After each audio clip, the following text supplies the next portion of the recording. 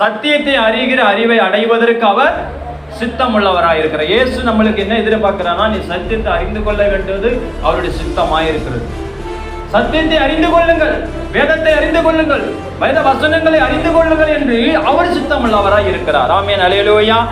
எப்போ நம்ம சத்தியத்தை அறிந்து கொள்ள முடியும்னா, இந்த பிரசங்க வேலையில தனிப்பட்ட முறையில பைபிளை படிப்பது, தனிப்பட்ட முறையில பைபிளை படித்து தியானிப்பது, அது தியானித்ததனுடைய சம்பவங்கள் எல்லாம் கற்றாய் நம்ம கற்றுக்கொள்வது, நாம் சத்தியத்தை அறிய வேண்டும்.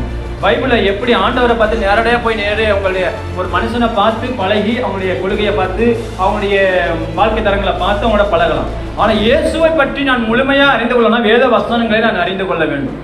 இந்த உலகத்தினுடைய படைப்பு, உலகத்தினுடைய முடிவு, உலகத்தினுடைய சாம்ராஜ்யங்கள் எல்லாவற்றையும் அறிந்து கொள்ள வேண்டும் என்பது சொல்லி, நீதி எது, பரிசுத்தம் எது, உண்மை எது, உத்தமம் எது, உண்மை அல்லாதவைகள் எது, உண்மை உள்ளவைகள் எது என்று சொல்லி எதை நாம் அறிந்து கொள்ள வேண்டும் என்றால் சத்தியத்தை, வேத வசனங்களை நாம் படிக்க வேண்டும்.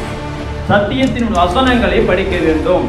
இந்த வேத வாக்கியங்களை நாம் அறிந்து கொள்ள வேண்டும். வேத வசனங்களை நாம் தெரிந்து கொள்ள வேண்டும். அவர் சித்தம் உள்ளவராய் இருக்கிறார். பைபிளை படிக்கிறது நம்ம மேல உள்ள கடமை. நாம் பைபிளை வாசிக்கிறது நம்ம மேல உள்ள கடமை. ஒரு 2 நாளைக்கோ 3 நாளைக்கோ அல்ல, நாம் சாகர வரைக்கும் இந்த வேதத்தில் உள்ள மகத்துவங்களை நாம் அறிந்து கொள்ள வேண்டியது மிகவும் அவசியமாய் இருக்கிறது.